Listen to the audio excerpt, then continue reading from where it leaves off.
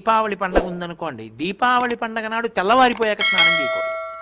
తెల్లవారక ముందు తైలాభ్యంజనం చేసుకుని, అంటే ఒళ్ళంతా నువ్వుల నూనె రాసుకుని, పెద్దవాళ్ళు వచ్చి మాడు మీద చౌరు పెడతారు, ఒంటికి అంతటికి నువ్వుల నూనె రాసుకుని, అప్పుడు సూర్యోదయం కాకముందు తలస్నానం చేసేయాలి. ఎందుకు అలా చెయ్యాలి దీపావళి నాడు అంటే శాస్త్రం చెప్పింది. అప్పుడు తైలే లక్ష్మి జలే గంగా, తైలమునందు లక్ష్మీదేవి ప్రవేశిస్తుంది బ్రహ్మముహూర్తంలో తెల్లవారుజామున.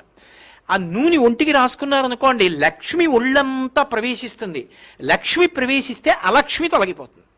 జలే గంగా, జలముల యందు గంగ ప్రవేశిస్తుంది. తన పాపమే కాదు, తన చేత దుష్టమైన ఆలోచనలు చేయించి కష్టాల్లో పడేటట్టు చేయిస్తుంది.